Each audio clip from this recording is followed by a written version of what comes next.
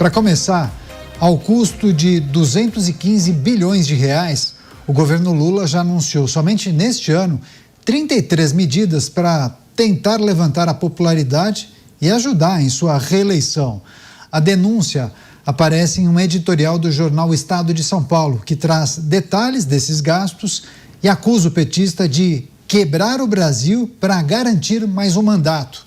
Segundo o economista ouvido pela reportagem, desse total, mais de 200 bilhões de reais desse montante não constam nas contas públicas e são maquiados pelo governo por meio de manobras para tentar contornar o arcabouço fiscal. O jornal ainda acusa Lula de usar dinheiro público para tomar decisões populistas e repetir pedaladas fiscais do governo Dilma, criticando, inclusive, a falta de fiscalização.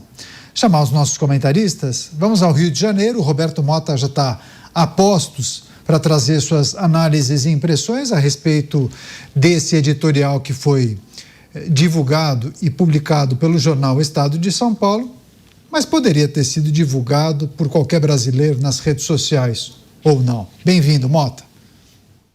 Poderia, Caniato, e poderia ter sido divulgado há 4 anos atrás, 5 anos, né? Porque são coisas que nós já dizemos aqui há bastante tempo. Boa noite a você, boa noite aos meus colegas de bancada, boa noite à nossa audiência. É fácil prever o que algumas pessoas ou que alguns partidos vão fazer. É só prestar atenção no que eles dizem, é só prestar atenção nas ideias que eles repetem. Para o cidadão comum, esses números não têm qualquer significado. São 100 bilhões para cá, 200 bilhões para lá. Falando sério, quem de vocês consegue entender o que é 1 bilhão? É mais fácil dizer da seguinte forma: só no primeiro ano de mandato, o atual governo federal fez mais viagens ao exterior do que Donald Trump, o presidente dos Estados Unidos, fez nos 4 anos do seu primeiro mandato.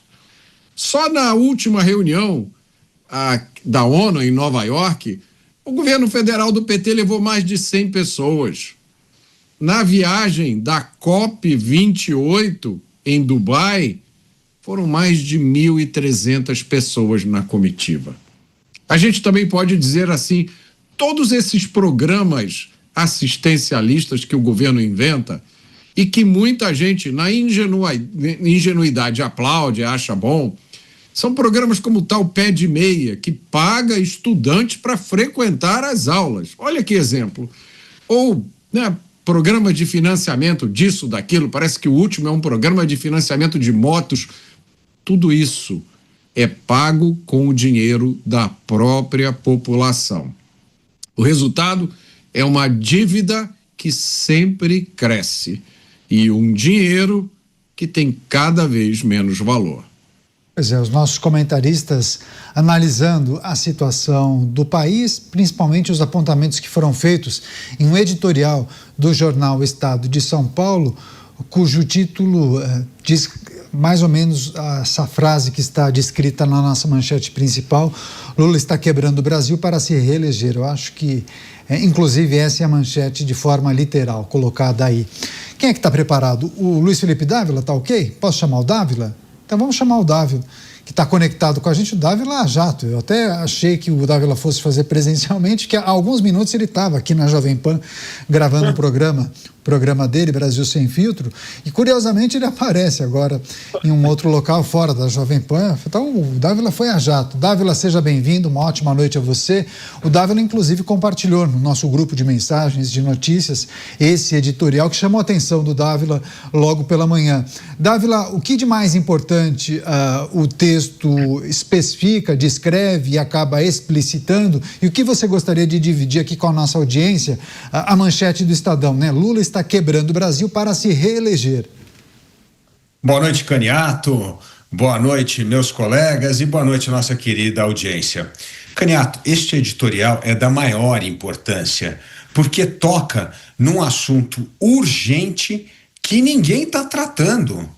É um absurdo um governo que está gastando mais de 200 bilhões de reais, quase toda essa verba fora do orçamento, para ter programas eleitoreiros e deixar um rombo gigantesco que pressiona o crescimento da dívida pública no Brasil, pressiona o Banco Central a manter este juro, que é um dos mais altos do mundo, e faz com que todos nós, cidadãos, pagamos essa conta com essa taxa de juro absurda que existe no Brasil. O Brasil está virando um país inviável financeiramente por causa dessa irresponsabilidade fiscal. Agora, isso não pode ser tratado de uma maneira casual. Isso precisa ser tratado com toda a seriedade. Isso compromete o bolso dos brasileiros. O Brasil está gastando mais de R$ 1 trilhão dos nossos impostos ao ano só para pagar o juros sobre a dívida. É um absurdo, é um assassinato financeiro que esse governo está fazendo com o Brasil. E aí, Canha, tem um ponto fundamental. Por muito menos pedaladas que não chegaram sequer a esse valor monumental de 200 bilhões de reais foram motivos para o Tribunal de Contas da União recusar as contas de Dilma Rousseff, que abriu o processo de impeachment e derrubou uma presidente da República. Agora não. O Tribunal de Contas da União está dizendo o seguinte: olha, parcialmente tem problema. Não, não é que tem um problema gravíssimo. Se esse Tribunal de Contas da União fosse sério, certamente já teria dado um cartão vermelho para esse governo, porque isso é um absurdo do que está acontecendo. Como é que um governo despeja 200 bilhões de reais em programas fora do orçamento e ninguém fala nada? Sai um editorial do Estadão que foi uma raridade, por isso que eu achei que esse editorial foi fantástico. Foi o único editorial hoje que trata de um tema que está todo mundo passando o pano, varrendo para debaixo do tapete, mas isso tem enorme impacto na vida das pessoas. Tem enorme impacto porque essa conta vai explodir cada vez mais no nosso colo. Vai ser com aumento de imposto, vai ser com aumento de taxa de juro e vai ser com a falência do Estado. O Estado não vai ter dinheiro o próximo ano para financiar o que está acontecendo. A conta que nós vamos carregar desse ano para o próximo ano vai ser algo que forçará o próximo presidente da República a tomar medidas duríssimas. Porque senão, Caniato, 100% do orçamento do próximo ano já vai estar comprometido com pagamento de juros sobre a dívida, com pagamento de despesa, folha e benefício. E acabou, não vai ter dinheiro para mais nada. Olha a irresponsabilidade. Como é que alguém pode estar na cadeira de presidente da República fazendo isso com o povo brasileiro? É um escândalo o que está acontecendo e é um escândalo que os órgãos de controle não fazem nada, a não ser ficar dando, olha, um alerta, problema com a conta pública. Não, problema gravíssimo, muito pior que Dilma Rousseff e muito pior do que aquela pedalada que derrubou um governo no passado. Então, ou nós tratamos com seriedade o dinheiro público, ou nós estamos abrindo um precedente para que o Brasil volte a ser aquele Brasil do passado, que governos endividavam, inviabilizavam o Estado brasileiro para tentar se reeleger. Esse Brasil do passado, nós não queremos voltar de maneira alguma. Pois é, deixa eu chamar o Bruno Musa. O Bruno também está com a gente, todos em tela agora. Roberto Mota, Bruno Musa, Luiz Felipe Dávila e Cristiano Beraldo. Vou passar a palavra para o Bruno Musa. Musa, quais aspectos você gostaria de destacar? Acho importante também, de maneira sucinta e objetiva, só elucidar para quem chega agora o que é a pedalada fiscal, né? As pedaladas fiscais são manobras contábeis, muitas vezes utilizadas por o governo de ocasião para maquiar talvez as contas públicas. Vimos isso no governo de Dilma Rousseff, inclusive as acusações feitas contra aquele governo culminaram num processo de impeachment, mas parece que neste governo a mesma coisa estaria acontecendo, mas ninguém fala sobre o assunto. E aí o Dávila menciona a raridade do posicionamento de um veículo de comunicação que nós também estamos repercutindo. Musa, bem-vindo. Nós falamos, Caniato, e exaustão. Muito boa noite, Caniato, Mota, Beraldo, Dávila e a todos que nos escutam no Brasil. Nós falamos aqui de maneira recorrente. Inclusive, no sábado, eu fiz um vídeo especificamente sobre isso e não foi o primeiro, foram vários ali no meu canal. E por que eu vou tentar trazer isso aqui da maneira mais sucinta e objetiva possível, como você falou? A maquiagem está acontecendo exatamente como já ocorreu na história do Brasil. O que é a maquiagem? Você tem um arcabouço fiscal que foi desenhado por esse governo para substituir o chamado teto de gastos, que não permitia que os gastos desse ano crescessem mais do que a inflação comparados ao ano do ano passado. Gastou no ano passado X, qual foi a inflação? É o que pode gastar esse ano. Mas esse arcabouço, esse teto de gastos morreu, porque o governo transformou isso em arcabouço fiscal, onde os gastos podem crescer até 2,5% acima da inflação. Os gastos crescendo mais do que as receitas, mesmo os impostos subindo para estrangular a atividade privada. Mais um detalhe, antes dele colocar de pé o arcabouço, ele conseguiu uma PEC que aumentou os gastos em 168 bilhões de reais no primeiro ano. Isso já aumentou de maneira importante a relação da dívida sobre o PIB no Brasil, que hoje é mais de 80%, quando os emergentes têm essa mesma relação na média de 60% sobre o PIB. O que significa que somos mais endividados. Mas quando o governo quer continuar gastando mais, e o estudo do Marcos Mendes mostra isso, que o governo apenas nesse ano para se reeleger já gastou 215 bilhões de reais. Só que sabe quanto dos 215 bilhões está sendo computados dentro do arcabouço? 15 bilhões. 200 bi, maquiagem de gastos. Ou seja, você coloca as despesas que deveriam ser despesas primárias para entrar no arcabouço como despesas financeiras. E ela não é computada no arcabouço, mas é computada na dívida do país, que não para de crescer e o juro sobe. Vou apenas dar um exemplo. Existe alguns fundos dentro do governo. Por exemplo, o Fundo Garantidor de Operação. Eles pegam esse dinheiro e transferem direto, por exemplo, para o programa do Desenrola. Só que esse dinheiro, por regra, pela lei brasileira, deveria passar para o Tesouro e do Tesouro ir para o programa Desenrola. Só que quando passa pelo Tesouro, é usado como despesa. E eles não querem, porque aí não cabe dentro do arcabouço fiscal. Então eles transferem direto. Maquiagem fiscal. A dívida cresce, mas as despesas não aparecem no orçamento, apesar de crescerem. Esse é apenas um exemplo. Outros, por exemplo, subsídio. Não entra como despesa, mas aumenta a dívida do governo. E uma dívida mais alta, juros mais altos. Juros mais altos, atividade econômica estrangulada, menor capacidade de crédito, estrangula uma economia que depende altamente do crédito. O governo altamente irresponsável. Me surpreende que alguns estejam surpresos. Cristiano Beraldo também com a gente, vai trazer suas impressões iniciais acerca dos muitos ingredientes compilados nesse editorial do Estadão. Eu não vou citar, na verdade, a abertura do texto, não vou mencionar o político nem o partido, mas resgata uma fala de um político que já faleceu, mas que disse: eu quebrei o tal banco, mas consegui eleger o meu sucessor. À época não tinha reeleição, Beraldo, mas aquele político à época se vangloriou de ter quebrado o banco público, o banco estadual à época, mas de ter conseguido atingir o objetivo de reeleger o sucessor. Enfim, uma ideia que se repetiu por diversas vezes aqui no Brasil, tanto no âmbito federal quanto nos âmbitos estaduais e municipais. Bem-vindo, Beraldo. Irresponsabilidade com dinheiro público é assunto velho no Brasil, Caniato. Boa noite a você, ao Mota, ao Musa, ao Dávila e à audiência que prestigia diariamente os Pingos nos Is.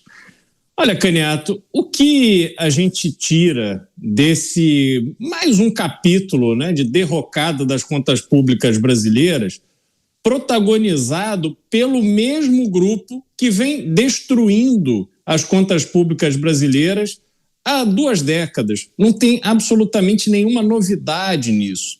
Porque nós precisamos lembrar que há muito tempo a população não cobra mais de políticos um projeto para o país. não há, nem por parte da elite, os tais votos de opinião, não há cobrança nem por um plano de governo. A gente precisa lembrar, o atual governo foi eleito sem apresentar um plano. E aí, quando nós conversamos, né, ou analisamos as respostas de pessoas que são simpatizantes, são figuras que têm um conhecimento, muitas vezes, do mundo bastante apurado, um conhecimento acadêmico, pessoas inteligentes, muitas com sucesso nas suas áreas de atuação. E aí, quando a gente questiona, não é? Olha, por que você apoia esse governo? Porque se você falar do meio ambiente, não houve redução das queimadas. Se você olhar para a questão da criminalidade, a criminalidade aumentou barbaramente nessas últimas 2 décadas. Quando a gente olha para a questão da educação, o brasileiro está cada vez mais ignorante. A única diferença é que agora ele é ignorante, mas tem um diploma. Então, não há um sucesso nem social, nem econômico, nem de infraestrutura, nem de comer, não há nada, não há nenhum grande sucesso, porque se nós observarmos o que aconteceu nas administrações anteriores do próprio presidente Lula, ele foi salvo por um fenômeno mundial, né, que foi uma época de prosperidade, ele surfou essa onda, muito dinheiro disponível para ser investido, especialmente da China, e aí o Brasil deu aquela onda, né, a tal marolinha, só que a gente, de novo, mesmo com Copa do Mundo e Olimpíadas naquela época, ou seja, o mundo inteiro olhando para o Brasil, e o Brasil com muitas oportunidades de trazer investimentos de longo prazo, o foco nunca foi esse.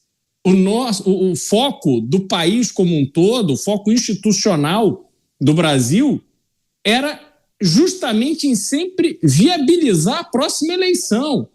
E isso fica muito claro, Caniato, quando nós temos a Operação Lava Jato trazendo os depoimentos que evidenciaram que tudo aquilo era feito para colocar dinheiro nas campanhas que o governo tinha interesse de apoiar. Pois é, deixa eu passar para o Roberto Mota, porque a gente avalia situações parecidas que ocorreram em outros governos e vimos as consequências para aquela governante. O que mudou de lá para cá? Dá para a gente esperar um processo parecido? Não? Esse governo tem controle do Congresso Nacional ou uma interlocução diferente com o Congresso Nacional? O que esperar dos congressistas, Mota? Nada. Esse governo não seria governo se as pessoas que decidem o destino do Brasil não tivessem decidido que esse governo seria governo. Então eu não tenho nenhuma simpatia pelo editorial desse jornal, porque é o mesmo jornal que passou pano em inúmeras outras ocasiões. Será que ninguém conseguia prever o resultado do atual governo? Nós conseguimos, nós sempre dissemos aqui sempre falamos sobre o que ia acontecer, porque não é possível que você tenha pessoas com as ideias que o PT tem, de que gasto é vida, de que dinheiro público é para gastar mesmo, de que não há nenhum problema em você fazer uma dívida pública gigantesca, e de que inflação é uma coisa que a gente mexe aqui, mexe ali, dá o número que a gente quer, de que não há problema você criar no Brasil uma legião de pessoas que dependem do Estado para sobreviver, que imposto quanto mais alto, melhor, que quanto mais dificuldades você criar para os empresários, melhor, porque eles comem na sua mão. Não é possível que só nós aqui no Pingos nos Is e mais meia dúzia de pessoas conseguiram antever quais seriam as consequências dessas ideias. Então, faça-me o favor, essas pessoas que agora subitamente despertaram para a realidade são pessoas preparadíssimas. Algumas delas têm doutorado e aplaudiram. Acharam que não havia nada demais no 5º mandato do PT. E agora, uma posição muito confortável, depois que a situação já é essa, vem colocar o seu diagnóstico, são engenheiros de obra pronta. Eu queria ver ter a coragem de dizer essas coisas no momento em que dizer essas coisas teria feito diferença. É interessante, esse é um bom ponto trazido pelo Mota também, né, Dávila? A tragédia já não tinha sido anunciada, Dávila, ou pelo menos ela não estava provisionada, porque parece muito cômodo, né? Alguns apontarem, poxa, tá dando errado, tá quebrando o Brasil, enfim. Muitos, se fizessem uma análise criteriosa, talvez esse mesmo posicionamento poderia ter sido feito há 2 anos.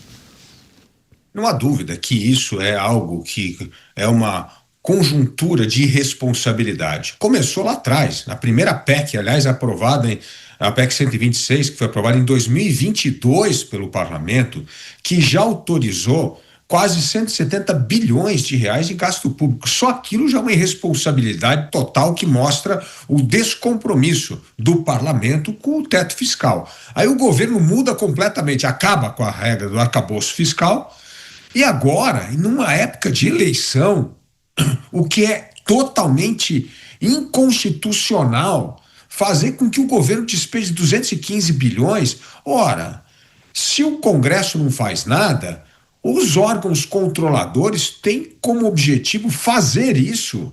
Cadê o Tribunal de Contas da União? Cadê os órgãos fiscalizadores? Não é possível aceitar isso de maneira passiva. E se no passado não falou, não deixou de falar, não importa. O importante é agora. Soltaram mais de 215 bilhões de reais sem atrelado a nenhum corte de despesa, ou seja, a nenhum corte de custo, é aumento de despesa na veia, que nós estamos deixando essa conta para o brasileiro pagar, gente. Isso é um absurdo, isso é um crime. Isso deveria ser motivo de derrubar qualquer presidente em qualquer país sério. Mas aqui não.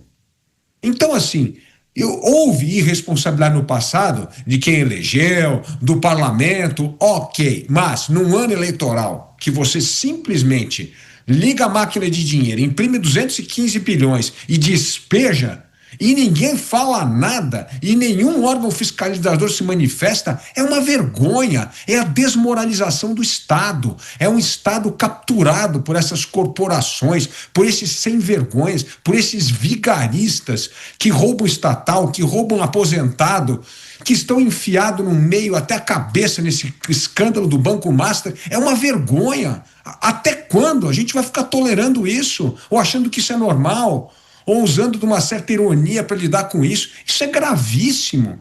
Isso é o fim do Estado de Direito no Brasil. Não tem como você ter democracia e liberdade com um país que avacalha qualquer regra que existe, você não respeita mais, faz o que bem entender e dane-se a regra, porque eu não vou ser punido mesmo. A mesma impunidade que existe no crime existe para a política. E isso é intolerável. Ou nós levamos a sério as regras do jogo, ou não há como você ter um sistema político baseado em democracia e liberdade. Pois é, deixa eu passar para o Bruno Musa. O Musa, inclusive, quer fazer um complemento a essa discussão, né, Musa? Tudo isso que a gente está falando, Caniato, ele reflete na taxa de juros. Existe uma taxa de juros de longo prazo, que é quanto o governo precisa pagar para atrair capital, para ele conseguir fechar as suas contas. E aqui, veja só que interessante, os títulos do governo, quando você empresta dinheiro para o governo, estão pagando hoje por volta de PCA mais 8, com vencimento ali em 2030, 2032. As taxas que estão pagando acima de inflação mais 7,5 já duram 22 meses no governo atual. Sabe quanto tempo durou no auge do governo da Dilma? 10 meses. Já estamos o dobro do tempo pagando aquilo que se pagava no governo da Dilma. Agora está pagando levemente acima. E pior, a dívida sobre o PIB subiu e a trajetória da dívida está num cenário ainda pior. Muita atenção com o que nós estamos vivendo para se vier mais 4 anos disso. Uma rápida parada para você que nos acompanha pela rede. Eu sigo aqui com os nossos comentaristas, analisando a situação da atual administração federal, as contas públicas, o quanto isso interfere no processo eleitoral e as muitas acusações de alguns veículos de comunicação de que esse governo estaria quebrando o Brasil para se reeleger. Mas você, Beraldo, diante dessas informações, diante disso que é colocado, o que a gente pode esperar daqueles que serviriam de freio e contrapeso? O que cabe a representantes de outros poderes? Bom, vamos lá, né? A gente tem então o poder executivo comprometido única e exclusivamente com os seus interesses eleitorais. Para isso, eles não apenas estão usando todo o dinheiro que eles possam colocar à mão, como também estão usando as instituições de Estado do Brasil contra os seus inimigos políticos. Porque essa gente está acostumada a ganhar eleição sempre da forma sorrateira, seja colocando dinheiro roubado das empresas estatais, como ficou evidenciado, provado na investigação da Lava Jato, seja utilizando os instrumentos do Estado brasileiro para perseguir e tirar da jogada os seus oponentes políticos. Então, isso tudo está em curso no Brasil.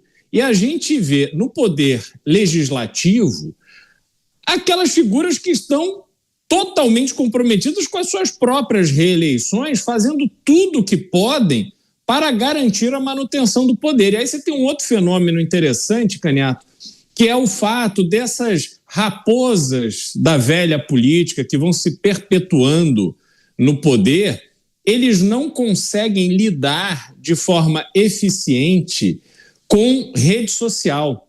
O voto de opinião para essas figuras é uma ameaça, porque eles estão habituados a comprar as eleições. É isso que a gente vê, é isso que se repete eleição após eleição. Eles têm não apenas o dinheiro que é usado nas campanhas de forma paralela, mas também o uso das próprias emendas parlamentares que são distribuídos ali cirurgicamente para determinados prefeitos que vão alimentando essa máquina que garante os votos que o deputado ou o senador precisam. Então isso tudo coloca tanto o legislativo quanto o executivo alinhados nesse propósito de sobrevivência política. Vale tudo. Depois a gente vê como é que resolve. E aí restaria o judiciário. Mas, infelizmente, Caniato, quando a gente olha para o judiciário, a gente se lembra que o poder que, de novo, durante a Lava Jato ficou isento e serviu de boia de esperança para a população brasileira, hoje encontra-se sob grande ataque dos fatos. Não é que as pessoas estão inventando atitudes, condutas imorais que flertam com a ilegalidade para não cruzar a linha, é que isso tudo está sendo demonstrado, jogado na cara do brasileiro. Então, como é que a população vai reagir? Com mais absoluta e profunda desesperança. A gente olha para todos os lugares, não se salva ninguém. Nós hoje fomos aqui no Brasil, fomos surpreendidos com essa operação, pegando uma história dentro do Ministério Público, que tem gente infiltrada do PCC que usa o Ministério Público para defender interesse de bandido. Então, para onde quer que a gente olhe, há desesperança. E o Brasil, com isso, se consolida como o país do salve-se quem puder. O brasileiro vai tentando sobreviver e corre risco ao fazer isso. Então, Caniato, a gente precisa realmente de uma mudança muito profunda no Brasil para que a gente corrija esse tipo de conduta que estamos assistindo dos poderes do país.